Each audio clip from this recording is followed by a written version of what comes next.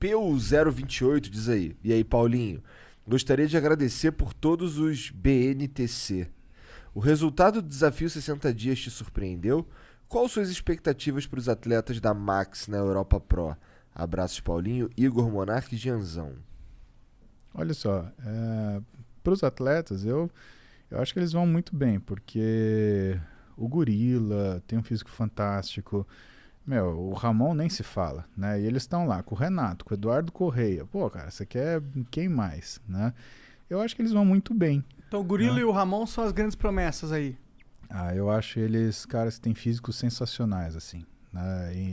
Assim, e eles mostram, de acordo com o que eles fazem, eles quebraram alguns tabus em relação do que você é capaz de fazer com aquilo que você tem à mão, né? O Ramon conseguiu se preparar usando frango e clara de ovo, que era o que ele tinha condição, né? E fazendo coisa na praça. Exatamente. Fazendo barra. O Gorila, ele já é um cara que não faz refeição fracionada, ele faz 3 refeições ao dia, ele faz treinos volumosíssimos, 2 horas, 3 horas, às vezes mais de um por dia. Então eles quebram alguns parâmetros que, assim, são que deixam, inclusive, a carreira deles brilhante, diferente e interessante da gente acompanhar. Então eu tenho certeza que eles vão ser muito bem sucedidos. O que ele perguntou também? Ele te agradece pelo... pelo BNTC. O que é isso? BNTC, todo dia, entre 8 e 9 da manhã, eu faço uma live onde eu respondo pergunta do pessoal. Livre. É assim, é tipo prova oral. Pergunta o que você quiser. Eu vou falar o que eu sei. Né? E o que é legal? As pessoas que entram, elas fazem perguntas extremamente relevantes. Então, por exemplo, essa semana, teve um menino que fez uma pergunta que a gente falou disso a semana inteira. O Rubens entrou segunda-feira e perguntou, pô, dá para crescer limpo?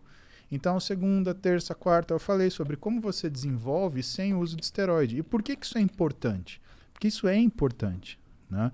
E eu acho que isso ajuda as pessoas que, por exemplo, não são meus pacientes, que não vão no meu consultório, né? Porque ou não tem condição, ou porque não tem oportunidade, ou porque está longe, enfim, a razão que for, né?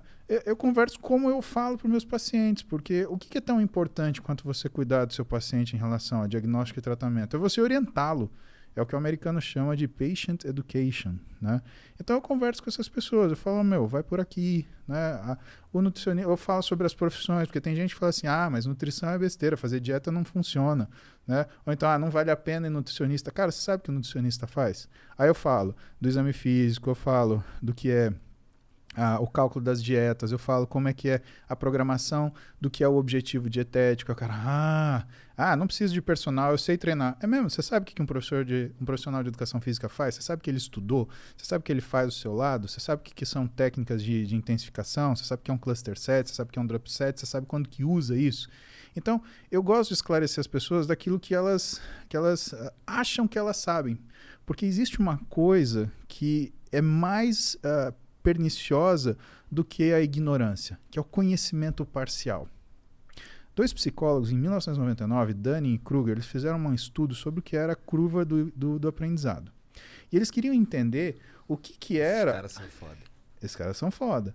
E eles queriam entender o que era, na verdade, a percepção do conhecimento. Então eles fizeram um teste muito simples e maravilhoso, que era o quê? Eu faço pergunta para grupos distintos que têm níveis diferentes de conhecimento sobre um assunto.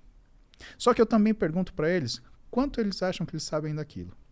E o que Dunning e Kruger descobriram lá em 1999? Que o seguinte... O Dunning-Kruger acabou virando o nome da curva, né? Exatamente. Que o sujeito que menos sabia era o que mais achava que tinha conhecimento daquilo. Então o cara fala, eu sei 70% disso, eu sabia 20%. Né? E existe um corolário. O cara que mais sabe, ele acha que sabe menos do que ele sabe, porque ele está tão acostumado a ver isso que ele acha que é óbvio. E é o que explica, por exemplo, por que seu professor da faculdade, às vezes ele dá uma aula dificílima. Não é porque ele é chato, é porque ele acha que você sabe exatamente aquilo e que ele não está conseguindo adicionar nada para você. Porque como ele vê aquilo todo dia, todo ano, sempre, para ele é tão óbvio que ele acha que para você também. Né? É a história, o idiota nunca tem dúvida. Né? E o sábio é o que mais dúvida tem. O vislumbre do conhecimento é perigoso, porque ele dá para a pessoa que é mais ousada a sensação de que ela domina aquele assunto. E aí você vê o pessoal falando bobagem na internet, à torta direito, e colocando a vida das pessoas em risco. Ao passo que, qual que é a primeira coisa que você identifica que a pessoa ela tem responsabilidade e sabedoria? Pô, tal coisa. Não tenho certeza. Posso pensar para te responder? Nem sempre o mais sábio é o que responde de cara. Muitas vezes é o que tem cara o suficiente para falar para você que ele precisa pensar para poder te responder.